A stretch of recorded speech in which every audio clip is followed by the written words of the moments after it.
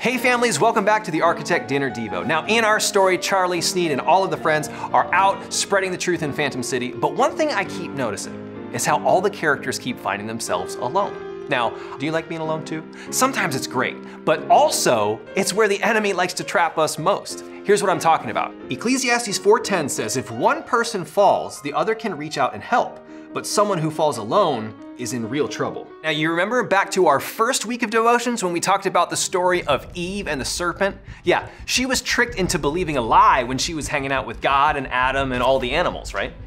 No, she was alone. And the devil actually tries this very same trick in the New Testament with Jesus.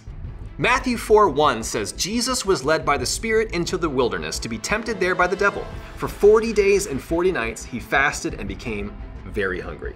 Real quick, fasting actually means going without eating for a while. That's why they call it breakfast, you get it, okay. But Jesus was fasting because he was really trying to devote all of his time to prayer. During that time, the devil came and said to him, if you are the Son of God, tell these stones to become loaves of bread. Jesus didn't need to prove he was the Son of God. And also he was fasting, which meant he was staying away from food. It was a really sneaky trick.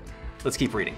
But Jesus told him, no. The scriptures say people do not live by bread alone, but by every word that comes from the mouth of God. The devil made a fatal mistake. He thought Jesus was all alone, but he missed a really important detail. Jesus was led by the Spirit into the wilderness. He was not alone. The Holy Spirit was with him. And the devil couldn't use his usual tricks on Jesus. As a matter of fact, he tried 2 more times. He tried to trick Jesus into jumping off of a roof and into bowing down and worshiping him. As you can see, the tricks got sloppier and sloppier and none of them worked. So the devil eventually left Jesus alone, but the Holy Spirit never left Jesus. Instead, he led Jesus to all of these new places, gathering disciples, preaching to crowds, and changing entire communities with the power of the truth. Now, this was Jesus' prayer for them and for us.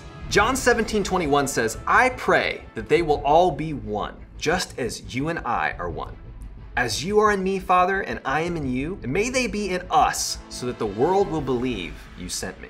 Alone is when we're weakest. I mean, there's only so much we can do when we're all by ourselves, but what if we started working together to carry the truth? I mean, we would all have to really hold tight to the truth, but that's what we've been learning about because it sets us free, it guides us and protects us. When we all play our part, we can carry it anywhere. I mean, look at that. We could carry it over here. We could carry it over there. So where can you carry the truth? Where can you, as a family, hold on to truth and carry it together so that it can go to a place maybe it's never been before? Ephesians 4:25 says, so stop telling lies. Let us tell our neighbors the truth, for we are all parts of the same body. How can you, as a family, carry truth together? Remember, as you're doing these devotions, you're holding on to the truth. Now, you've got a place you can take it. So carry that truth. Be united, because the truth that unites us is always worth the trouble.